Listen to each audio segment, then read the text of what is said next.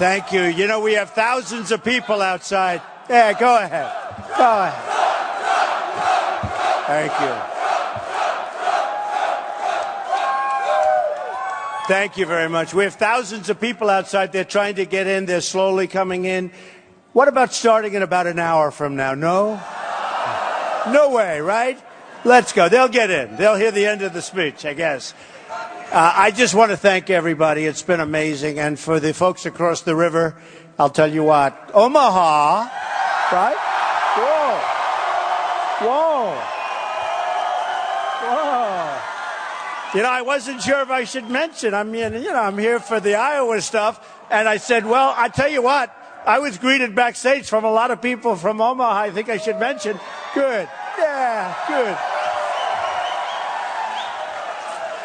Well, I just want to thank everybody. It's been really exciting. It's been an amazing thing. I even brought my Bible, the evangelicals, okay? We love the evangelicals.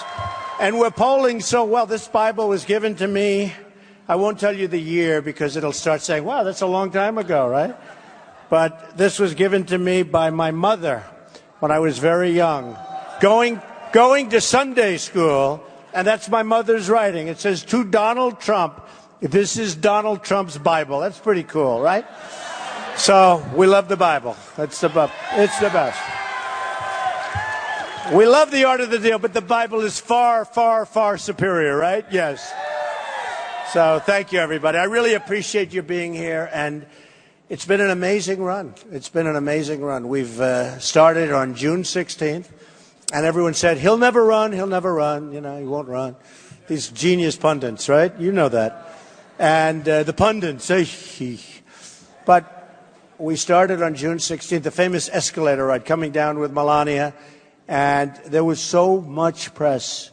And it takes courage to run. You know, when you run for president, it takes courage, especially like I'm not a politician, thank goodness. All talk, no action. All talk, no action. Somebody had to do it. Our country is a mess. We have to straighten it out. And we'll straighten it out. We're going to straighten it out. And we can't go another 4 years, and we certainly can't go another 8 years. We got to straighten it out. We got to do it right now. We owe $19 trillion. $19 trillion. You know, the word trillion. I mean, 10 years ago, did you ever hear the word trillion? We owe $19 trillion. And now these politicians, and I'm talking both sides, they approved that budget the other day. It was a disgrace. That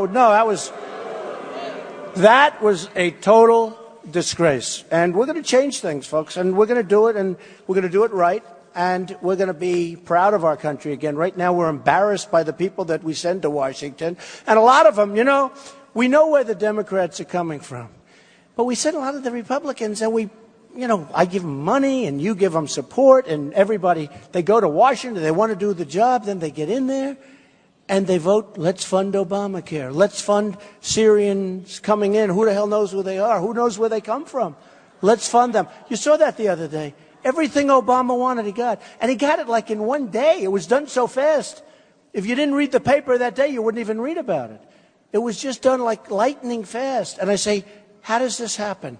And somehow these people, they go to Washington and they're not the same. They campaign and everything's fine and you're excited about them. And then they go there and they just become a regular cog and they raise their hand. Yes, yes, yes. I think they probably feel it's good. They don't have to leave. But they're going to get voted out. People are tired of it. I tell you what, they're tired of it. You know, everywhere I go, it's packed like this. Like, again, outside, thousands of people trying to get in. Every place I go, it's like this. We have the biggest audience by far. Nobody close on either side by far. And we have, I mean, it's not even a contest. And we had 20,000 in Dallas. We had 35,000 in Mobile, Alabama, 20,000 in Oklahoma. And the only thing that stops us is the size of these arenas. If they were bigger, we'd have more. There's a movement going on which is totally beautiful. It's totally beautiful. People want to see borders. They want to see proper health care, not health care that goes up. Did you see what's going on with your Obamacare stuff? 25, 35, 45% increases. And the deductibles are so high, you're never going to be able to use it anyway. Hopefully you don't need it. But the deductibles are so high, you're never going to be, it's like worthless. You're never going to be able to use it unless you get run over by a tractor made in Japan, a Komatsu. Okay, no, because Caterpillar's got a lot of problems. Japan, as you know, they devalued their currency to such a point. I tell the story. My friend's an excavator. He went out, he bought all Komatsu equipment. He's always bought Caterpillar. And you look at what's happened to Caterpillar stock and all. I mean, I could have predicted it. And this story goes back a year. But he said, I bought Komatsu. And he felt very, very badly because he's always bought Caterpillar. He said, they devalued their currency to such an extent. I owed it to my wife, to my family, to my company, to my employees. I just made this great deal. I said, how's the equipment? He said, it's good. It's not as good as Caterpillar. It's good. And he said, I felt very badly doing it. But that's what's happening. China's doing it big league. But we'll talk about a few of these things tonight. And, I have to do this. And everyone says, why do you talk so much about the polls? I say, because I'm winning, No, right? One of the candidates who's like a 2 said, he's always talking about polls. Well, if I was a 2, I wouldn't be talking about polls, right? So, it was sort of funny. So we had the debate a couple of weeks ago. And so far, they have online polls. Drudge, who's a fantastic guy, by the way. Drudge. We love Drudge. He's great. He loves the country, I want to tell you, but he's done an amazing job. So you have Drudge, and you have Time Magazine, and you have Slate, and you have all these big PBS. And I guess there were 10 or 11 of them. I won every one online, the online polls, who won the debate, right? And I brought that. They just had it done, and I brought it. Drudge, 46%. Now, you got to remember, it's 46% with, 15 people. Another one dropped out today, by the way. You heard that, right? Somebody else dropped out. But there's not much to split up, because he was at 0. No, I always say, let's see, he dropped out, he's got 3. How many of the 3 can we get, the 3%? When they drop out at 0, you just say, let's go on to the next, right? But you have Drudge at 46. You have Time Magazine, 49. This is with all these people on the stage. I mean, one of them's at 58, one of them's at 69. I mean, I'd take 69 with 2 people, let alone 14 and 15 people. But you have Time Magazine at 49. You have Slate at 51. You have U.S. News and World Report, big one. 69% said I won the debate. We're not even into the regular polls yet, folks. PBS, right? PBS, I know nothing about PBS. I do know they're on the liberal side, right? Trump, 69%. Oh, no, think of it.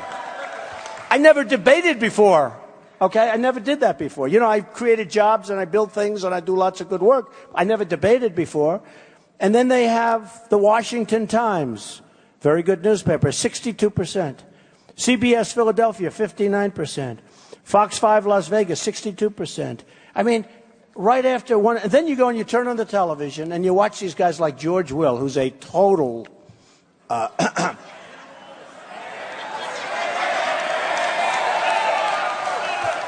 guys like Karl Rove that don't have a clue. He still thinks Romney won, No, he does. He goes around saying, I think Romney won. And you have, Krauthammer treats me terribly. He's slightly better than he used to be, slightly, like about 2%. He's sort of like, well, but they treat me terribly. And you see all these polls, and these are online polls. These are hundreds and hundreds of thousands of people calling in right after the debate. And you see it, and it's almost like they don't want to use these polls on television because they say, well, we don't consider them, I consider them much more accurate than when you do like 300 people, okay? I think they're good. They think that I'm sitting at the thing typing out hundreds of thousands so I win a poll. It's not worth it, believe me. When you see the cost come in at the end of the month on your phone bill, it's not worth it. But it's been amazing. And then you go back and you turn on television because the press is so dishonest. It's look at all of them. No, it's true. It's true. They never scanned the room. I was in Dallas. We had a stadium, and where the Mavericks play. Place was packed. Texas, good place. We're leading in Texas. We're leading in Texas. We're leading in Florida. We're leading all over. But I was in Dallas, and Mark Cuban called, and he said, we could make it available. And it was Thursday when he called. I said, Thursday. When's it available? Monday. I said, how do you fill up? How many seats do you have? Like 20,000. Within like a day, we had 20,000 people, and we showed. And my wife, I went home. I thought I did a good job. Everybody was very happy. They all left. And I go home. My wife said, were there many people? I said, many people? It was a stadium. He said, no, they kept the camera on your face. They never, ever show the crowds. Okay? They never, ever show the crowds. No, it's incredible. It's really incredible. They won't look. They don't turn the cameras. Even when the only time they turn the cameras is when we have a protester. If somebody stands up and says a couple of things, the cameras immediately go and turn. It's the only time they don't do it. It's really terrible. It's really terrible. Last night I was watching one of the newscasts, one of the socialist newscasts, and they stood up and they said, 3,000 people is like a small crowd for me, and they said, Bernie Sanders. It was incredible. They go, Bernie Sanders had 3,000 people. When I have 20,000 people, they don't say anything. In Oklahoma, I had 20,000 people standing in a park, and nobody knows how many people. Nobody. They never showed the park. Never. But this guy has 3,000 people. And by the way, he's sinking fast, Sanders. He's really going down. No, he's a communist. Forget about socialists. I think he's a communist. He wants to bring your taxes up to 90%. No, think of it. The guy wants to bring your taxes up to whatever and give some people free. But who's paying for it, folks? You're paying for it. Lots of luck. Enjoy yourselves, okay? But people are talking about a 90% tax rate. Who would be happy paying 90% in taxes? Not too many people. No, it's terrible.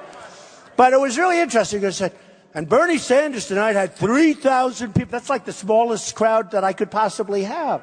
And it's really disgusting. So the press, I just want to say, folks, they are so dishonest. Now, with that, Reuters, good outfit, Reuters, they just came out a little while ago. Trump, now this is the poll. This is no longer the debate stuff. Now we get into the big stuff, right? Trump, 39.1. Think of it. Second place was Cruz, 13. And Rubio was 11. No, think of it. They don't report that on television. They never put it on. They never put it on. Now, I have to tell you, because the Iowa polls are amazing, because it's so ridiculous. So, CNN, I know, and I love you too. Nice guy. He's a guy, and I love him, okay? Am I allowed to love him? I love him. So, CNN came out last week with a poll. 36, Cruz 16, Carson 14, Rubio 12, Christie 4, Bush 3. Can you imagine Bush? He spent, think of this, $59 million. 59, and he's at 3. You know what? See this woman in the front row? Very attractive woman. You would be at 7, and you wouldn't have spent anything, okay? Still. For nothing. For nothing. It's crazy.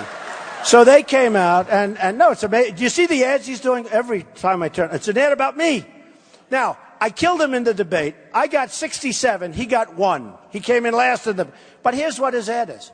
He's lecturing me, which he did.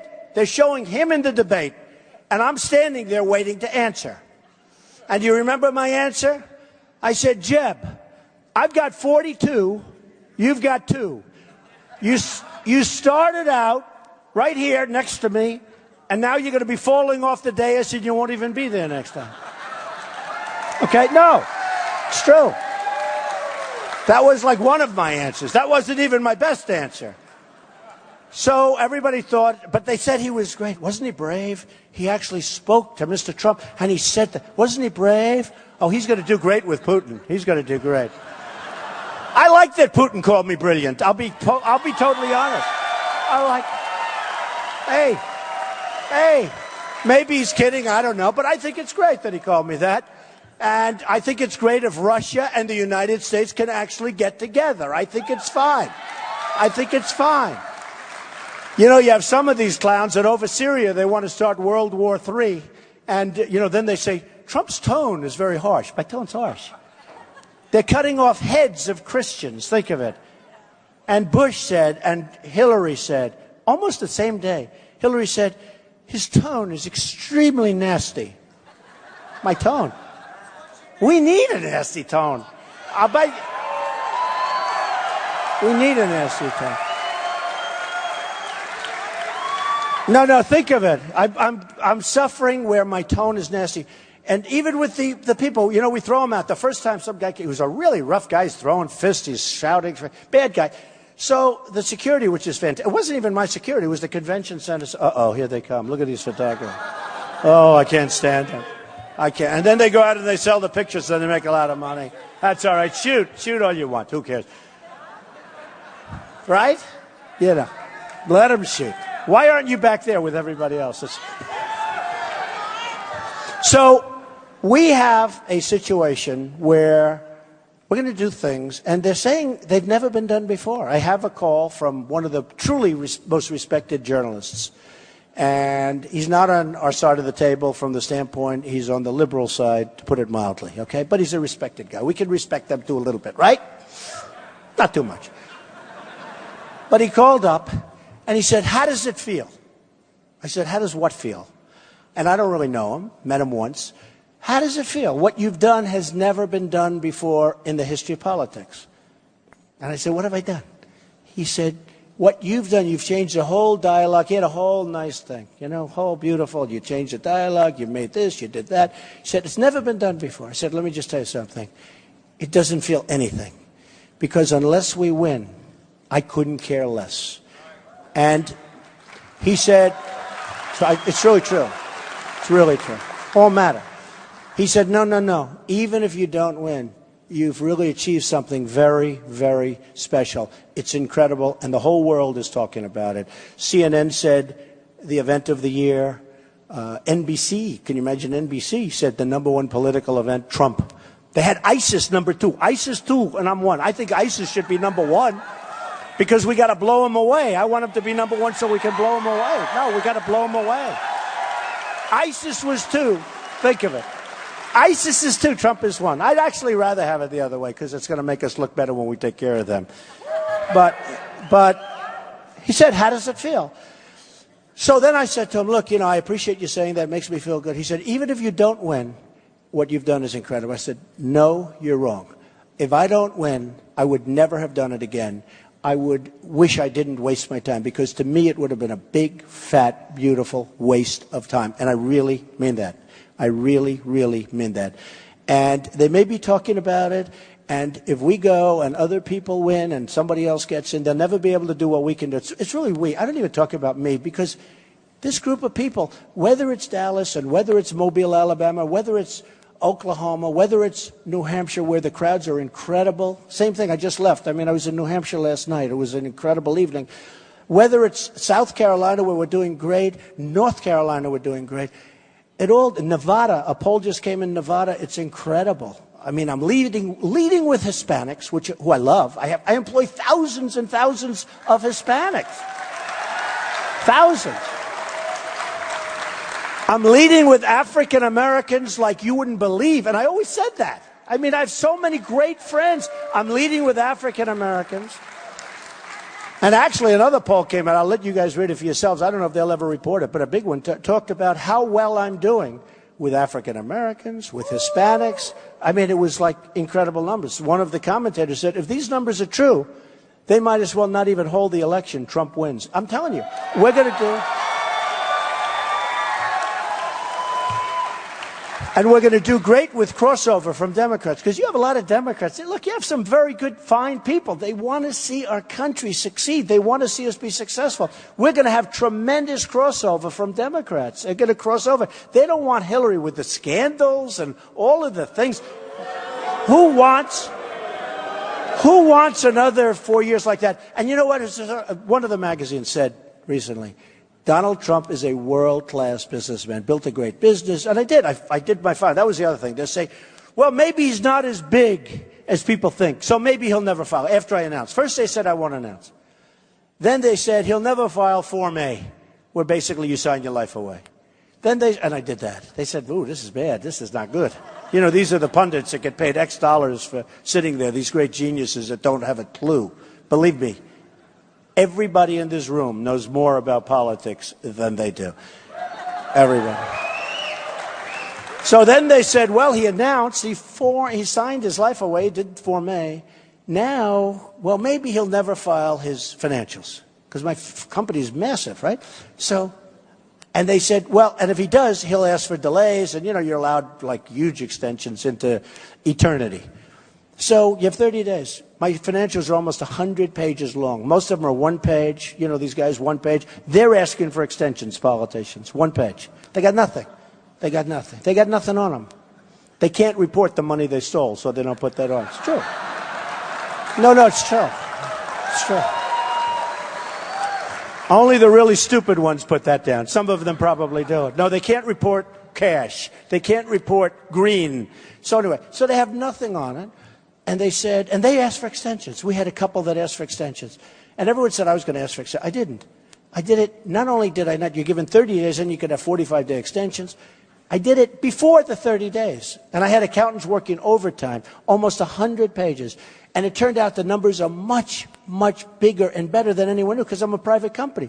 So I own Bank of America building, a big chunk of that. I own so many great things, all the stuff in there.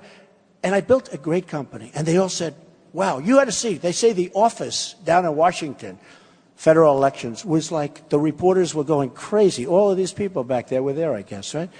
They were going crazy. They were all lined up because they wanted to see if Trump was really good. And they found out Trump's really, really good. Those numbers were, you didn't hear a thing about it, right?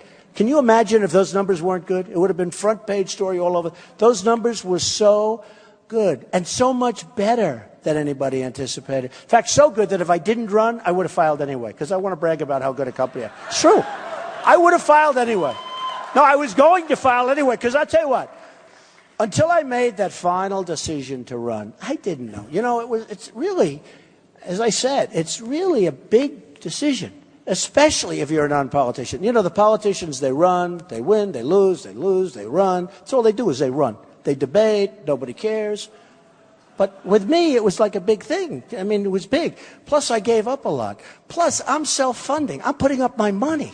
I'm putting up my money.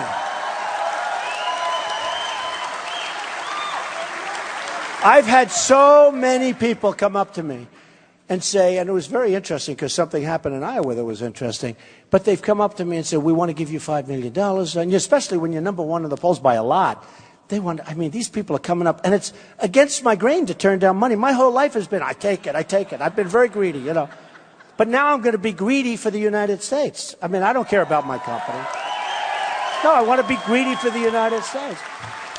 But it's hard for me. In fact, okay, so about 4 months ago, I was in Iowa with a group similar to this, great group of people.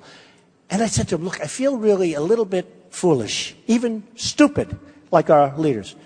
And they all said, why? And I said, because so much money is being offered to me, and I keep turning it down. And they applauded. They said, great. I said, let me make a deal with you. Let me take millions and millions of dollars, right? Let me take the money, and I promise you I will not be influenced. I promise you. This is to an Iowa group like 4 months ago. And they stood up. They were booing. Boo, no, don't take.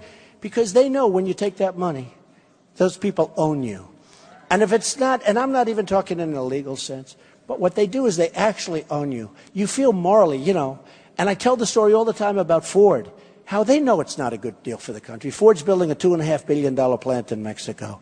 Nabisco now is moving its plant to Mexico. That's why I say Mexico's making so much money. You have to see the trade deficit we have with Mexico. You have to see what we have with China, $500 billion a year with China. Who the hell wants a partner like that? You know, we rebuilt China. Japan with the cars. Billions and billions and billions of dollars a year. Nobody even knows. They don't even know. They could put out these numbers, $87 billion a year. They have no idea. I mean, they have no idea. It's worse than that. Believe me, if they put it out, it's worse. So when you look at like a Ford, so they're building a plant, $2.5 billion. You know what a $2.5 billion one? That's like a building like this. That's massive. But when you spend $2.5 billion on a plant, that's a big plant, right? So you know all the places that are closing down. In all fairness, mostly in Michigan, where they close places down. In Tennessee, they were going to build a big foreign car company. We were going to build a plant. They were all set to sign, and you know they announced we're not going to go there. We're going to go to Mexico. Mexico is becoming the car capital of the world. You better be careful. Mexico is really doing a number on us, both at the border. And I love Mexico, and I love the Mexican people. So many, I told you, work for me. But their leaders are so much smarter. They're so much more cunning than ours. They're so much more cunning. They're just smarter. And they're not controlled by the kind of people that we have that are around the seams. So what happens is, let's say a Hillary gets in. She's raised millions and millions of dollars. She's doing fundraisers. She's begging people for money, right? And the people that put up millions of dollars, a guy gives her $5 million, and he's a lobbyist or he's a special interest, and he wants Ford to be there. So she's a smart person. So she says, no, it's bad for a country. We're closing up other plants. Bad. By the way, they make the cars and then they bring them over, no tax, no nothing. We get nothing. I went to Wharton, right? We get nothing. You don't have to go to Wharton. You can go to high school. You don't have to go to high school. We get nothing. We get nothing. We're led by stupid people, folks. We're led by stupid people. Stupid people. Believe me. So we get nothing. So she could say, or a guy like Jeb. By the way, who would you rather have negotiating? Trump or Jeb? Let's go. Jeb. Trump.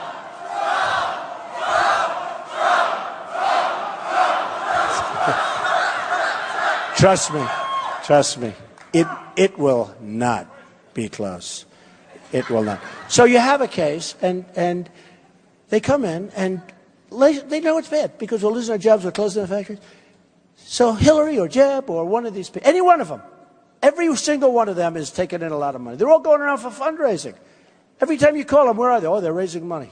I'm not doing that. I'm running a company while I'm doing this stuff. Can you believe it? I'm running a company. Although I must say, I'm giving it over to Ivanka and Don and Eric and my executives because I'm actually having more fun. I couldn't care less about my company. Somebody said, well, do you have a conflict? I said, I couldn't care less about, but this is so much bigger in terms of importance, in terms of a life. Who the hell cares about, honestly, really? Does that make sense to people? Who the hell cares about a company? The company's fine. It's making a frickin' fortune, right? No, it's making a lot of money. And it's fine. And Ivanka is great. Does everyone know Ivanka? So Don and Eric, Ivanka, they'll all run it. And I have great executives. I don't care. I won't even care about it. Because I want to take care of China. I want to bring them back. I want to take care of all of these countries that are ripping us so badly. And it would be so much fun for me. And it's not even the fun. Oh, it's so much fun. It's like sport, right? It's like sport. And you know what? They'll like us better. China doesn't like us. Look what they're doing in the South China Sea. They're building a massive island in the middle of the waters. Hey, by the way, we couldn't do that. You know why? We could never get an environmental impact statement approved. I jokingly said to a friend of mine from China, and I have great relationships with China. They gave me millions and millions and millions, tens of millions of dollars, much more than that, for apartments. I have the largest bank in the world from China is a tenant of mine in one of my buildings. I mean, the largest in the world. They're great. They're fine. But you talk about leaders being smart. What they do to their currency, they just gave the largest devaluation in 2 decades. You know what that is? 2 decades, 20 years. And nobody thought they were going to be able to do it again. They're taking our business.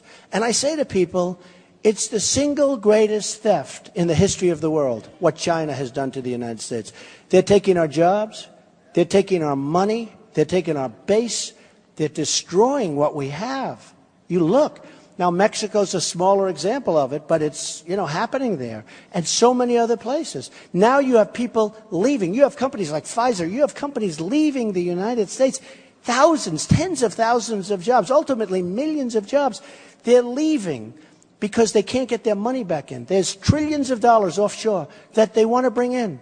Everybody agrees they should do it. The Democrats and the Republicans, they all agree. They can't make a deal. It's been like that for 3 years. So what's happening is companies are leaving because they get better treatment, they get better tax treatment, and they can get their money. They can't get the money in. Who would say no? Can't? They make money outside of the country. They want to bring it in, and we tax them so much that nobody brings it in, so it's not a question of that. We get nothing. And what we do is you lower the tax, get the money in, and let them spend the money in our country. Everybody agrees they can't make a deal because we have a president that doesn't work hard, and he's not persuasive other than to get some votes. He's just not persuasive. You've got to get these guys in a room. You've got to make a deal because this is trillions of dollars we're talking about. And now it's called corporate inversion. I don't know how many people know. It's an interesting word, but it's corporate inversion. They just leave. These other candidates don't even know what the terms mean. They're never going to do anything about it. They're never, ever going to do anything about it. So we have so much to do. We have not a lot of time. We're sitting on a bubble. It's a really dangerous bubble. And we've had bubbles before. You know, the early 90s, that was a big, fat, ugly bubble. You remember the tech problems and all of the other problems? I mean, I think we're going to put it to shame. And I must tell you, if it's going to pop, I want it to pop before I take office rather than after, because I want to fix it as opposed to, they'll blame me. I'll be in office for 2 days, the bubble pops, and all of a sudden, oh, Trump did a bad job. Obama won't be blamed. I don't want that to happen. Let it happen in his term. But I'll tell you what, we have tremendous problems, and we're going to solve those problems, and we can solve those problems. But we have to bring sanity back to government. I know the greatest business people in the world. I know them. They're friends, they're enemies. I know them. I don't care if they're an enemy, if they're good. But I know them. Some are horrible, horrible human beings. They are. They're terrible. You wouldn't want to have dinner with them. You would throw up all over the place if you had to have dinner with them. I'm telling you, some are horrible people. Who cares? Who cares? I don't care. Some are wonderful people. Not too many, to be honest with you. They're very rich. They don't want money. They don't want their salary. They call me all the time. The biggest guys in the world. Donald, I'd like to straighten out. I know a lot about Japan. I'd like to equalize with Japan. Meaning, Japan sends us millions of cars. We give them nothing. We give them nothing. You're a little bit involved. Some beef, right? And half the time they send the beef back. Right? Look, they send it back. It's not good enough. Well, you know what happens? It goes back and forth. After about 6 months, they take it. Right? They call it Kobe beef and they charge you 10 times more for it because it's aged. It's aged. That's what happens. That's what happens. But seriously, I mean, these people they call me the biggest people, the best people. And I know the best. I know some that are overrated. I know some that nobody ever heard of. They're better than all of them. Carl Icahn's a great guy, big, powerful business guy. He called me. He endorsed me. A tremendous guy. He wants to get involved. Like if I take Carl Icahn, I say, Carl, we have such a trade imbalance. We have such a deficit with China. Do me a favor, work it out. Trust yourselves, folks. It's going to be just fine. It'll be just fine. It'll be just fine. And he's great, and I have others. They're great. And you just give each one a country, let them have fun. I mean, they'll make a great deal. They're making deals. We're dying. We're dying, folks. We can't lose the kind of money that we're losing. But we're losing our factories. We're losing everything. We're going to have nothing left. And you know it better than I know Newton, Iowa, where I helped the people in Newton, Iowa. I saw it probably 4 or 5 years ago. Anybody from Newton? Good. Am I true? Did I help you guys out? Look, I mean, she doesn't even know who the hell I am, but she said you did help. No, but Newton and other places, so many businesses are going to other locations where they're given incentives to leave the country. I mean, essentially, they're given incentives to leave. We have to stop it. And we have to get our great people. You know, if you look at places like China and Vietnam, which is our new threat, I mean, that's going to be another tough one. But if you look at these places, they put these really tough, smart people in charge. These are people that sort of came up through bump, bump, bump. They didn't come up because they gave a political contribution. You know, we put donors in charge. I tell the story, Carolyn Kennedy. I mean, has anyone heard the story? Anybody? Right? It's incredible. A few people. Can I tell it again? Do you mind? And she's a very nice person. I say that because my daughter Ivanka says she's a very nice person. Okay, so she's nice because I love Ivanka. Ivanka's great, right? By the way, Ivanka would be pretty good in this position, I want to tell you. So, Carolyn Kennedy, she's on 60 Minutes because she's the ambassador to Japan. That's a very important position, especially with regard to trade. So they said, how did it happen? Well, I went to the White House and I said, I have nothing to do. I'd love a job. They said, well, would you like to be the ambassador to Japan? She goes, what? Really? Really? She couldn't believe it. She has no experience at this. And then they have Abe, who's the head of Japan. He's a very smart guy, best they've had in 50 years probably. And they show 60 Minutes. I was on 60 Minutes too. Did anyone see the 60 Minutes? You know who I was on with? Putin, right? That's why. I mean, boom, boom, boom. We had the same night. We got very high ratings. 60 Minutes really likes Putin and they like Trump, right? But you know, it was very interesting. So they show Carolyn, and she's being wined and dined. They're having state dinners they're treating her so good, and she's all happy. We don't need state dinners. My killers don't want to have state dinners. They want to get the hell back home. They want to make great deals. And they're whining and dining her. And I just see it because I'm so good at this stuff. It's so easy. And she's just ready to, whatever you want, I just love. She was so happy. But here's somebody, she's not supposed to be in that position, in all fairness. She's not trying. She might be a nice person. She probably is. But she's not going to make a deal. Especially when I watched the whole thing, so ceremonial. And if you go out, you'll find, actually somebody went out and checked these people. And they wanted to see if I was fairly accurate in my description. Because they said you were like almost perfect. She couldn't believe she was getting the position. And these are the people. We put donors in. We put special interests in. We put lobbyists in. And if we don't put them in, we do whatever they want us to do. So when they go to Hillary Clinton on Ford, right, she'll say, no, it's a bad deal. Listen, Madam President, can you imagine? Oh. Believe me, women, if it's got to be a woman, which I'm all in favor of someday, it shouldn't be Hillary. It shouldn't be Hillary. Shouldn't be Hillary. It really shouldn't be.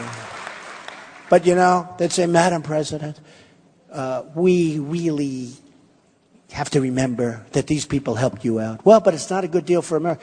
Well, he gave you $5 million, and he represents Ford, or he represents Nabisco, or he represents whoever it is. Oh, boy, well, that's, okay, I'll do it. Boom, deal's done. With me, okay? They come see me. They say, President Trump, this is not right. No. They say this is, first of all, I have business instinct, okay? You know, and a lot of these people don't even know if it's a good deal. They have no clue. They probably think it's wonderful to lose $505 billion a year with China. Isn't it when they call him our partner? Our great partner, okay? Yeah, I'll make him a partner, but we're going to be equal partners. We're not going to be stupid partners. So what happens is they'll come to me, and they'll call me, and I know a lot of these guys. They haven't given me anything because I won't accept anything. And they'll call, they say, you know, lobbyist for Ford or special interest or stockholder or something. They'll say, you know, President, you have to do this. I mean, I say, what's good about it? They move a plant, they close factories. You don't have any Americans working there. Then you bring the stuff back. He said, no, I'm not going to do it because I don't know him. I mean, it's like over. I won't even let him come in. I don't want to waste my time with it. I'm not going to be playing golf. I like golf. You know what? Obama goes out for close to 3 weeks to play golf. He's played more golf than members of the PGA Tour. It's true. Think of it. I'm going to be in the White House. You're in the White House. It's a limited period of time. It's this gorgeous place. Yes, smaller than some of my houses, but these are minor details. No. It's a gorgeous, it's the White House. It's so important. Who wants to leave the White House? You're going to be there for a limited, and you have to work. You have to work. There's no work going on. How the hell do you leave for 3 weeks to play golf? And you know the carbon footprint, right? Carbon footprint. Obama says that our single biggest threat is global warming. Not ISIS, not China, not Russia, not North Korea, where we have a maniac with nuclear weapons. You notice he's got nuclear weapons. Nobody talks to him. Iran, worst deal I've ever seen negotiated, by the way. But Iran, at least they don't have them yet. They'll have them shortly because they'll take some of the $150 billion. We don't even get our prisoners back, right? And then they have the right to self-inspect. So, I mean, the deals. So here we go. So they're going to come to me and they're going to say, Mr. President, really, you should do. I say, out, you know, I like you very much. Get out of my office. Forget it. It's over. It's over. And I'll tell you what's going to happen. The head of Ford's going to call and he's going to make a plea. And I'm going to be extremely respectful because I respect the head of Ford. He's done a great job. For him, he's done a great job. For the company. And I respect that. But we can't let it happen because they're killing us. And he's going to say, Mr. President, you know, we want to move to Mexico. We're going to move the plant. It's going to be wonderful for the United States. I'll say, oh, really? Give me one reason why. He won't be able to answer that question, believe me. And I'm going to say, look, I'm not going to put up with it. And here's what's going to happen. If you move your plant to Mexico, you're going to close plants in Michigan and other places. I am going to charge you a 35% tax every time you make something and bring it into this country. Every single time. Whether it's a car, whether it's a truck, or whether it's parts. Every single time. because we get nothing out of these deals. You look at NAFTA, you look at those companies. I left New Hampshire. You go up to New England, you look at those buildings that are just emptied out where people move to other places, in particular, in this case, Mexico. It's like unbelievable what happens. It's unbelievable. So I would say that they will call me within 24 hours. If they're really, really tough, they'll wait a little longer. They'll put in a second call. I'll say, no, thank you. They will call within 48 hours, and they'll say, Mr. President, we've decided to build our plants in the United States. Okay? That's what's going to happen. So, let me give you odds. I say 100%, okay? No, I say 100. I mean, unless they're on a suicide mission, it's 100%. It's not like, oh, gee, let's think about it. They'll probably make a couple of little calls. I'll be called by a couple of other guys. They'll hire some very expensive people in Washington who I couldn't care less about. Many of these people I've hired, I know them. Okay? Look, who is better at this game than me? I got the old post office on Pennsylvania Avenue in the Obama administration. Who the hell is better at this stuff than me? Okay? Nobody. Nobody. I'm building a hotel where they have the old post office, the best site in Washington, D.C., and it's going to be great. But I got it in the Obama from the General Services Administration, who are very talented people and good people. And they wanted to see something great. And they did the right thing because we're going to do something great there. But we got it. I got it. I mean, I really know the game. And I know the good parts and the bad parts. I know the really ugly parts. And we're going to have people building factories and plants and things back here. We're going to stop the stupidity. We're going to stop with the incompetent leadership. We're going to stop with the donors getting jobs that in many cases, they own companies and they're negotiating for those companies and they're the ones that are representing us. It's insane. So I'm self-funding. And I have to tell you, when I was with that other group in Iowa, I said, you got to do me a favor. Let me take the money. They all stood up and they went crazy, negatively crazy, like even some booing. I don't hear too much booing. They hated the country. I said, but I promise I'll be loyal to the country. But they went crazy and they said no. And I realized then it's a big deal. And now I mentioned in the speeches, I'll tell you why. Because a lot of people don't know that I'm self-funding. And it seems to be a much more important thing than it is. My people are very professional. And I do a lot of things that they don't agree with, but that's okay. They don't even mind because it ends up being right. Like illegal immigration, I came out. They were a little bit, boy, that was tough. Recently, I came out on the radical Islamic terrorists. We got to come out. We got to come out. And I took a week of hell, right? And then all of a sudden, you got to see television today. The most liberal people, they say, well, you know, Mr. Trump does have. I was going through crazy. Rush Limbaugh, who's an incredible guy, said, Donald Trump has received more incoming than any human being I've ever witnessed. And then he goes, has a press conference and doubles down instead of apologizes. People want me to apologize. And now I'm watching, and I'm seeing where they're saying, amazingly, they're saying, well, you know, Donald Trump has a point. And, yeah, I have a point. I have a big point. So that's the story. We have to be smart. We don't necessarily have to be politically correct. I mean, if we can, that's fine. But we don't have time for it. I went to an Ivy League school. I can be more politically correct than any guy in Washington. Believe me, I'm smarter than they are. I can be more, no, think of it. And you know the other thing? You know, they always try and belittle. My crowds are the smartest people. My crowds are the smart. I know it. I know it. Look at the people. They like to say, well, you know, they're lower this, lower that. They're so disgusting. And we have the best people. We have the smartest people. You know, it's like one of those things. I know. And you know what? If my crowd wasn't, I'd tell you it's okay. Nothing wrong.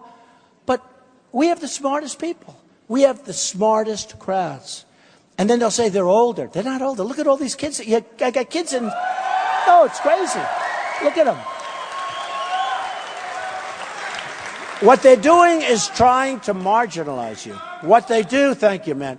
What they're doing is trying to marginalize. They're very, very disturbed because this is a movement. I'm telling you, this is not like a normal situation. When they call me and they say there's never been anything like this in the history of United States politics, they're not kidding around. They mean it. This is a movement, okay? This is people that we used to call the silent majority, but it's not really that good a term because you folks are noisy as hell. You're tired of it. It's like the noisy majority. You're tired of it. You're tired of it. So things are happening, and it's exciting, and it all starts with Iowa. Sorry about that. Sorry about that. You know who I'm talking to. Omaha. Sorry about that. I love you, Omaha. I love Nebraska. I love Nebraska. I love Nebraska. You know what? Nebraska can do us a big favor. Okay, Nebraska, you listening? Do us a big favor. Okay, good. Who's from Nebraska? Real fast. Wow. Wow, that's a lot of people. Okay, Nebraska, you do us a big favor. The fact is, Iowa comes first, right? You have a lot of friends. Even though they're from Iowa, you have a lot of friends in Iowa, right? You call every one of them on February 1st, and you make sure they get out and vote. Okay? And I'll tell you, for the folks from Iowa, I have to tell you, there's a big move on to push Iowa to the back of the pack. I don't know if you know that. You know, you have a great tradition here. And I've fallen in love with so many people. You're right. Whatever he said, he sounds... But there's a move on, thank you, there's a move on to move Iowa and, by the way, New Hampshire, to the middle of the back of the pack. And I give you my word, I love the whole process. It's an incredible process, whether it's the caucus or the vote. There's a great history to this. There's an amazing feeling that you have when you come to Iowa. It's important, and it makes you important, to be honest. I mean, think of it. If you were the 25th state or the 50th state or the 40th state, they want to move you to the back of the pack. I give you my word that I win. You're not moving anywhere. You're staying right where you are. You're staying right up at the ground. I'm telling you. Nobody even knows why they want to do it, but there's a big move. You can ask your political people, but there's a big move on, and you're staying where you are, so you can just count on it. I just want to, before I get and finish off, I had to give you the rest because I'm so happy about this. I love it. I love it. I love it. Monmouth poll, very respected. Trump, 41, second place, 14. National poll. Not bad, right? Fox, 39 Trump, second place, 16. Listen to this one. Respected poll, Morning Consult. Trump, 40, second place, 9. You don't hear this. They don't tell you this on television. And believe me, if I'm wrong, it's a headline tomorrow, so I have to be telling the truth. ABC, Washington Post, right? I mean, no control over either, trust me. They don't like me at all. They don't like me at all. Trump, it's too bad. Trump, 38. Second place, 15. 38. PPP, that's public policy polling. I'm winning there. Monmouth poll, 41-14. I mean, the whole thing, it goes on, but I have to do this because we love Iowa. Come on. Ready? Iowa. You ready for these polls? Listen. Iowa. Yeah. CNN. Okay, is that good? Yeah, CNN. Good, right? Yeah, good. I like them. When they give me a good poll, I like them. When they give me a bad poll, I don't. Okay. But listen to this poll. And this is in Iowa. I'm at 33. Second is Cruz at 20. You don't hear that, right? No, you don't hear it. You don't hear it. It's a crazy deal. You don't hear it. Nobody talks about it. They don't talk about it because the poll's so good. They don't want to talk about it. I think it would be very easy for me to tell these guys, yeah, if I came in second, I'd be very happy. Because I feel confident. I mean, second, I think, great. But I should even say, if I come in the top 4, be very happy. That way, if I come number 2, they'll say, oh, well, he overperformed. I don't want to say that. I want to win Iowa. I really want to win Iowa. And, again, the evangelicals, the Tea Party, we're doing unbelievable. I mean, we're doing unbelievably. And I think we're going to win Iowa. So I'm really trying to, I'm going to be here for that last couple of weeks. I'm going to be here. I'm going to be here so much. You're going to get so sick of me. You're going to say, this guy, please get him out of here. Get him out of Iowa. We can't stand him anymore, but I'm going to be here anyway because we have to win. Okay? So the other polls likewise have us doing either very close or winning in Iowa. And I think you're really going to see something that's going to be, it's going to surprise people. I may be wrong. And again, I'm setting myself up because they'll show these words. If I come in second by 2 points, they'll say, oh, this was a terrible defeat. Terrible. It's not terrible. I just want to win. I know so many people here. I love the people of Iowa. They have the same values I have, and I want to win it. So we're going to give it our best, okay? And just remember this. Just remember this. You got to remember, in all fairness, to the best of my knowledge, not too many evangelicals come out of Cuba. Okay? Just remember that. Okay? Just remember. In all fairness, here we are. Just remember that, folks. When you're casting your ballot, remember, I have a lot of support from amazing people. Franklin Graham said incredible things about me the other day. We have so many pastors and so many ministers in favor, and it's just very important to me. Okay, so that's enough for the polls. Now, when I first started this journey, and this is very important, I was talking about trade. I was talking about Mexico and borders, and I was talking about border security, which is so important. It turned out to be very important. I tell you what, if I didn't mention that during my opening, where you talk about getting hit, I was hit for 2-3 weeks. I couldn't believe it. I said, am I going to have to go like this for 6 months? Even I said, I don't know if I can take it. Oh, really? He says, uh-oh, I didn't know you could do it. Don't worry, I'll take it. But what happened is after 2 or 3 weeks, people started saying I'm right. Just like with the radical Islam, just like what was going on there. I mean, we got to get to the bottom of it. Well, here, all of a sudden they said, you're right, there's tremendous. Then you had Kate in San Francisco killed. You had Jamil, an unbelievable young man whose father, I think, is one of the greatest guys. Jamil Shaw, going to be a quarterback, was applying to Stanford and great schools, great athlete, student, wonderful guy, was coming home and an illegal immigrant came, shot him right through the head. Just right through it, for no reason. And his father's waiting for him to bring a sandwich from the deli. And they just shot him, just for no reason. They were told, shoot him. They want to kill people. They want to kill people. That's what happened. Wasn't supposed to be here.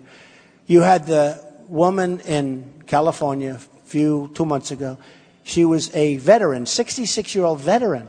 She was raped, sodomized, and killed by an illegal immigrant, okay? Now, I'm not even talking about the economy, because the economy is being hurt by it. We're losing a lot of jobs by it. And we can bring people in terms of the grapes and all, because I know all the answers. I know all the questions. I know the answers. And you're going to have some people that, in all fairness, they can't get workers. And we're going to make it. You got to come in legally. We know all about that. But we have to do something. And my whole thing was about border security and trade, and you all heard it. And Obamacare, we're going to repeal it, we're going to replace it. We are. And I'd speak. And by the way, I don't use teleprompters, right? You see a teleprompter? Unless it's a very good one that's invisible, there's no teleprompter. And I'm not reading a speech. Look, here are my notes. That's my notes for my speech, okay? This is from the heart. I'll tell you, honestly, it's from the heart. A friend of mine said to me, he's a very successful guy, unbelievably. I was speaking in front of 21,000 people. He said, where are you speaking tonight? I said, so-and-so. He said, how many people? I said, I don't know, over 20,000. He said, what are you going to say? Have you prepared your remarks? And then he went and he watched and he couldn't believe it. He said, man, he could never do that. I said, you know what? There's so much love. I really mean this. There's so much love in these rooms. And it's the same here. You're interchangeable with all of the others. There's love. There's love. These are incredible people in our country. That's what I've learned. They're incredible and they're really, really smart. Because when phony reporters write phony stuff, it's like, it almost helps me. How many times did they write these false stories and everybody said, oh, that's the end of Trump. And my polls go up. They call me, sir, I'd like to tell you, you just went up 6 points. I said, I did? Right? Because I'm telling the truth. And sometimes when you tell the truth, you're hurting yourself politically. But I tell the truth. And we have to tell the truth. We can't play games anymore. We can't play games anymore. But I said to my friend, I said, there's such love in the room. There really is. That it's like easy to do. It's not hard for me. And I have a good memory and all that stuff, like a great memory. You know what you're going to say. But it's not that. It's easy because there's love in all of these places. Whether it's here, whether it's like last night in New Hampshire, there was love in that room. I go to New Hampshire, I go to South Carolina, I go to Virginia, I go to Nevada. There's love. It's like a big love fest. We're in love with our country. You know what? We're in love. It's really true. I don't know if you, and I'm saying this very seriously. We're in love with our country. We see we're smart.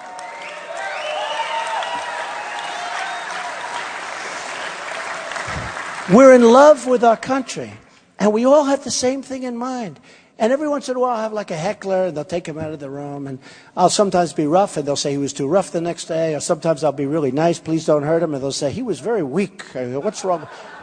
Can't win, right? You saw that. I had one guy who was brutal, and they said, oh, he was so terrible, Trump. He was so nasty and rough.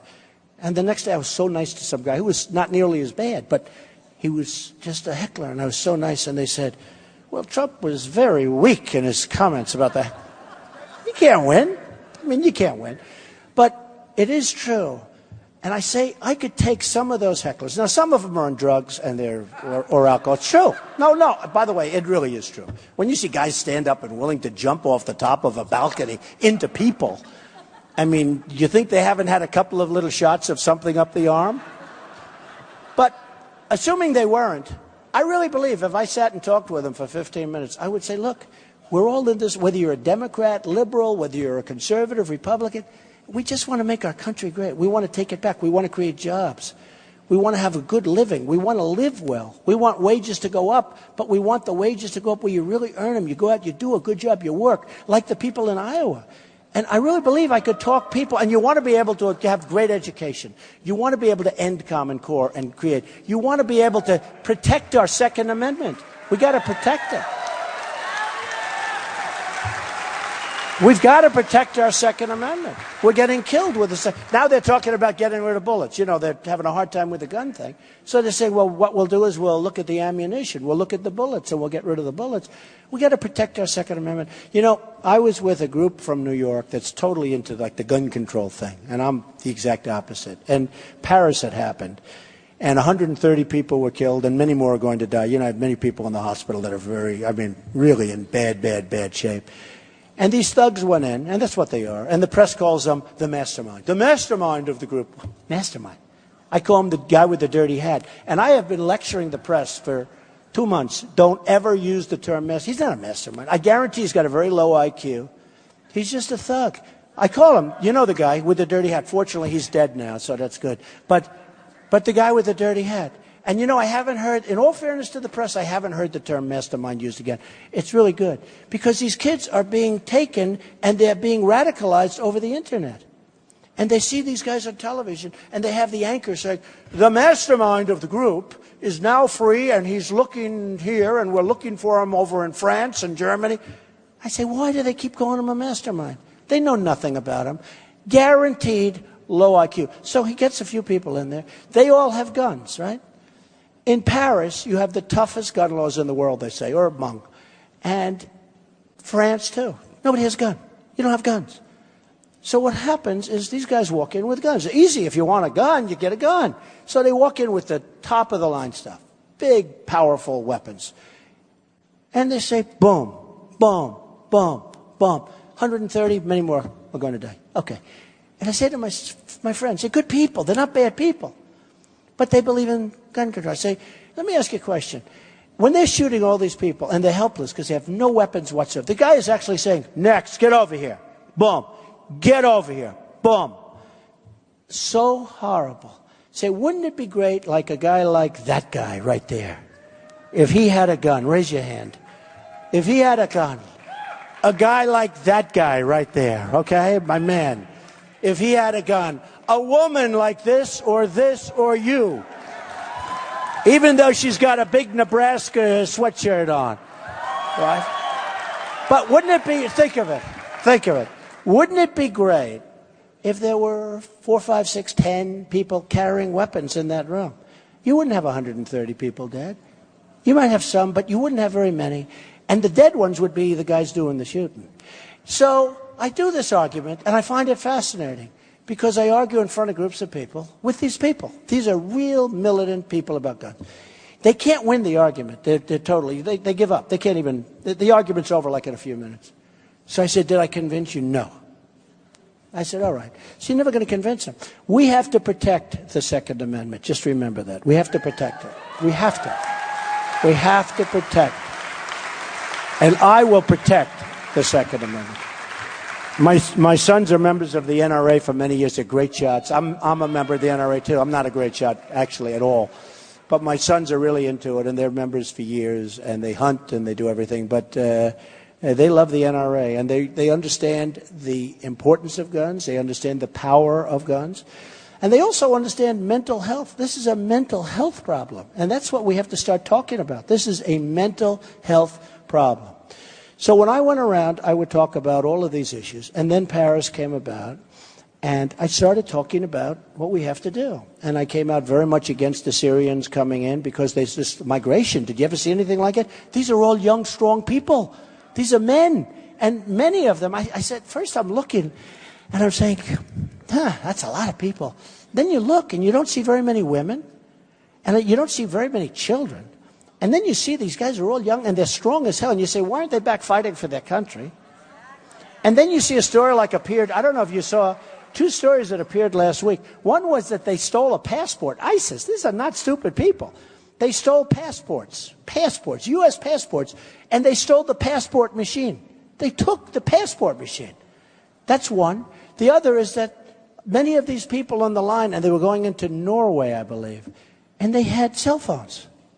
Now, this is immigration. Why do they have cell phones? I mean, who's paying the bill? What's going on?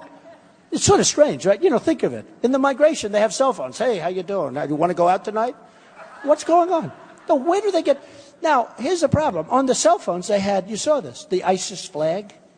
They had horrible events on the cell phones, like beheadings and things. These are people that are in the migration. And we have this guy, Obama, that wants to let them in. This could be the great Trojan horse. You know what I'm talking about with this. This could be the great Trojan horse of all time. Of all time. And all you have to do is look at Germany. I mean, can you imagine? I was supposed to get Man of the Year, Person of the Year, right, from Time Magazine. I was on the cover a month ago, and it's an honor. It's Time Magazine, even though it's getting smaller and smaller and smaller all the time. There it is. Hold that picture up. Look at that guy. What a great guy. Give me that picture. Can I have that picture? Just get it. Can you guys do me a favor? Give me that picture. Let me see it. Look at this picture. I was very proud of being on Time. I've been on there a number of times, but these are minor details. Oh.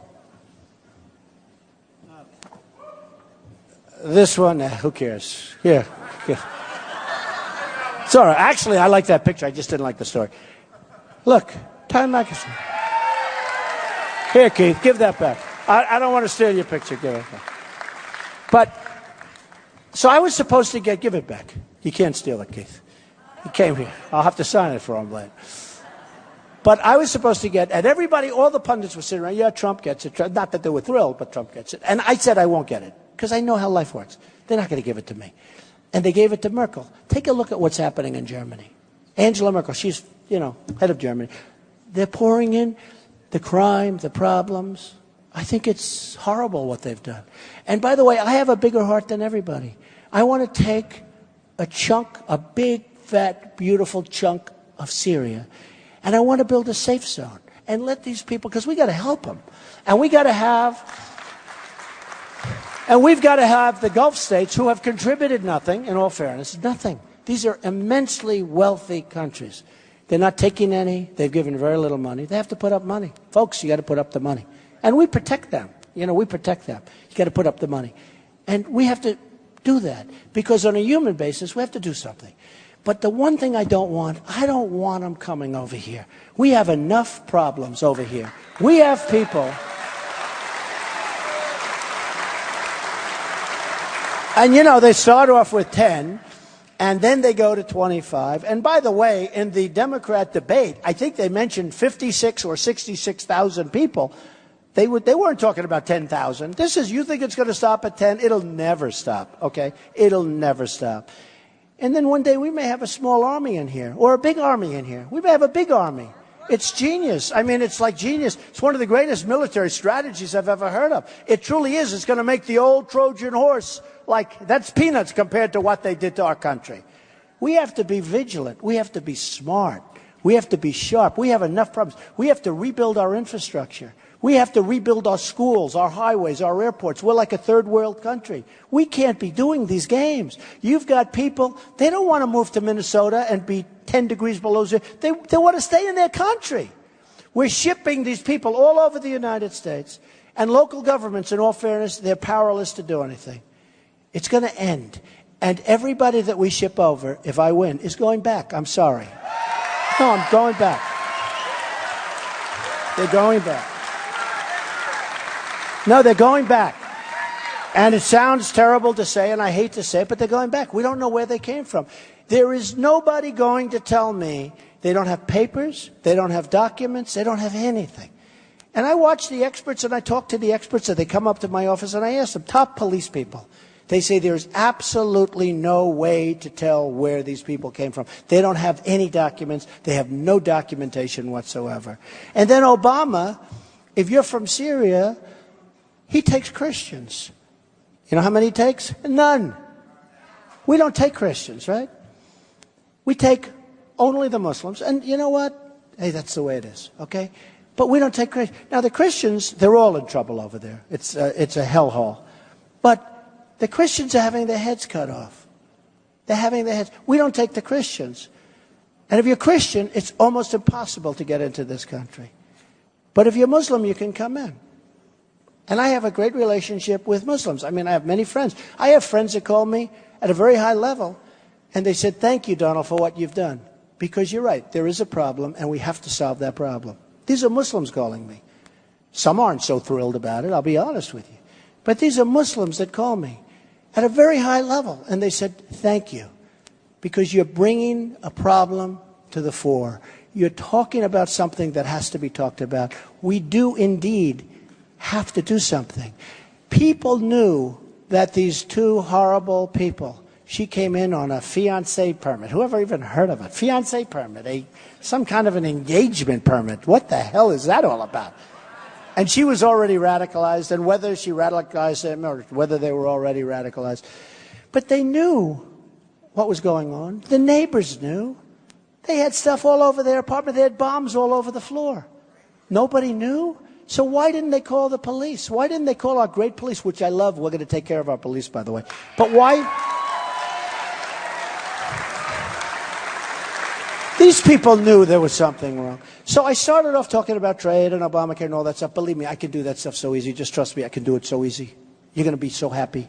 At the end of a couple of years, you're going to say, wow, what a difference. It's going to be so good. Just rely. But it really ended up, and then I just see this, that the new CNN poll, ISIS. Who's number one with handling ISIS? Trump, 46%. No, think of it.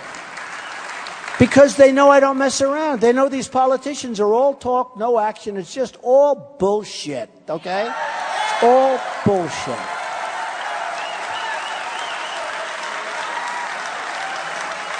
So, ISIS, Trump gets 46%. The rest of these people are down in like the low numbers. It's like, well, you have 46% and you have like 15 more left. How much is left for anybody else?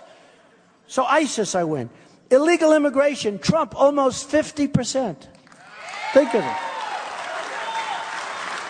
Now, in the budget, I get 51%, but we sort of expect that. I'm good at that stuff. And the economy, I get 55%. I blow everyone away. Okay, but we know that. But what's happened is people want security. They want safety. And they know I don't play games. We're going to have safety. Make our country great again and safe again. People don't feel safe. I'll tell you what, you walk into your big cities now especially, they don't feel safe anymore. They don't feel safe. And they know we have people that shouldn't be in those positions. And they know we have leaders that they don't have it. They don't have it. So when I win this, I'm so honored when I see numbers like that. I'm just honored. And I will tell you, I will do a great job with safety. I'll do a much better job than anybody can do. I'll do a much better job. We're going to look for General Patton. We're going to look for General Douglas MacArthur. We have great people. We have great people. You know, we've gotten rid We've gotten rid of a lot of our great generals because they were too tough, too crude. They spoke badly. They were really, I mean, one in particular, he's supposed to be phenomenal. He's supposed to be, but he uses foul language, okay? You know what would happen to General George Patton if we had him today? He wouldn't make the rank of corporal. Okay? So we're going to find the General George Patton. We got him. You look at West Point, you look at the Air Force Academy, you look at the Naval Academy. We have unbelievable people. We've got to find the right, and I've always been good at finding people. I've always been good. When I see these guys go on television, our generals, they go on television. What the hell are they doing on television? I don't want my general. George Patton isn't going on television to say, well, you know, we're going to attack them from the front, and then we're going to attack them from the back, and then we're going to do this and that. And then it turns out to be true. And Obama announces, we're leaving Iraq on a certain date. I said, I didn't hear that, did I? We're leaving Iraq. How about that beauty? Now, look, I said we should never be in Iraq, and I always said it. And I'm the most militaristic person. I want to make our military so strong, so powerful, so big, so incredible. But we'll never have to use it. I don't want to use it. But if we do, people are going to know it's going to go over quickly. It's going to be a very, very tough time that they're going to have. We had General Ordiano the other day. He retired. He's on another show. And he shouldn't say this, honestly. He's retiring.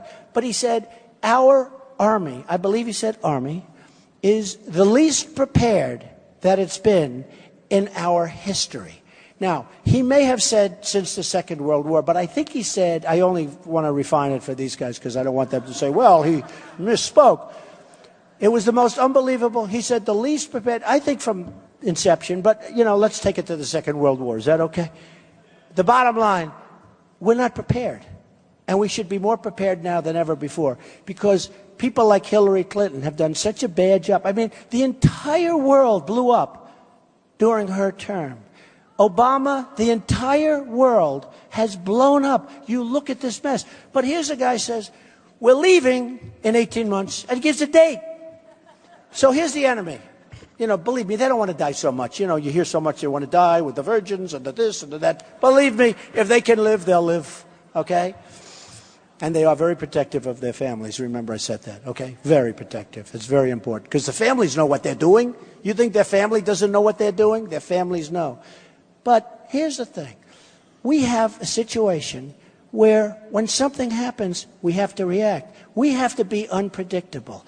When Obama said, we're leaving on a certain date, I immediately said, watch, the enemy's going to go away, and they'll come back 18 months later. That's what happens. And also, because of the way we did things and because of the fact that these so-called leaders who were corrupt as hell in Iraq shut out a certain segment of the people that was supposed to be a part of the peace, if you call it a peace, or some peace. That's where ISIS came from, folks. That's where ISIS came from. It's all stupidity. It's all leadership. Don't forget, I wrote a book in 2000 before the World Trade Center came down. I mentioned, right, surviving, well, I did a number of them before that, but just, I mentioned very specifically, who? Osama bin Laden. I talked about Osama bin Laden because I saw this guy on television. I saw him in the papers, and he was a very threatening guy. And I talked about Osama bin Laden. And one of the anchors, Joe Scarborough, good guy, he said, wait a minute, Trump wrote about this guy before the World Trade Center came down. He was talking about Osama bin Laden. We need that thinking. We have to have the right thinking. And I said, don't go into Iraq. I didn't really believe the weapons of mass destruction, but I said, you know what, for years you had Iran and Iraq going like this. 10 feet, 10 feet, 10 feet, then they rest. Then another decade, 10 feet. This forever. They fought, they fight. That's what they do. I said, if you obliterate one of the two, in this case Iraq, what you're going to do is you're going to let Iran take over the entire Middle East. Now, who would have thought that we were going to help them by giving them $150 billion and all of that in the worst deal ever made, okay? Who would have thought that anybody could be so stupid to make that deal? Who would have thought that Kerry and Obama did not read The Art of the Deal? No, seriously, who would have thought it? We don't get anything. We don't get our prisoners back. Now, think of this. They just said last week, we are now going to start negotiations for the prisoners. What about why didn't they do this? You don't do this later? But they want a lot. They said, we want a lot. Can you believe this? All we had to do is go in, first thing, we want our prisoners back. They will say no. No, they'll say no. And then we'll say, that's okay, bye-bye, and you leave the room. You go back home, you double up the sanctions. Within 48 hours, they call you and they say, we'll give you your prisoners. That's the end of it. So simple. It's so simple. But can you believe that we go out and we make a deal and we give them everything? We got nothing. They're going to have nuclear. They don't even need to develop nuclear anymore. They can buy it. With $150 billion, you don't need you can buy the nuclear better than they'll ever make. Believe me. They'll buy it. $150 billion to a terrorist state, and a state that hates us. And they're saying during the negotiations that our people are stupid, that our negotiators are stupid, that we're making a great deal. If I'm making a deal, and I see a guy go out, and they're having lunch, and he's saying Trump is stupid, what a stupid deal. I don't care what deal it is, I'm not making it. It was so insulting. They're marching in the streets of all over Iran. They're marching in the streets of Iran. They're marching all over. And you know what they're saying? They're saying we love this deal. And they're celebrating. Before the deal is even over, their negotiator, who happens to be very good. I watched him on television, being interviewed by Charlie Rose. And I said, there's no way John Kerry can handle this guy. Slippery guy. Very good negotiator. Look, he does a good job for his side. We have to change course with our country. And we're going to change course. And I'll tell you, the most important thing we're going to change, the most important thing I can tell you is this. It starts on February 1st.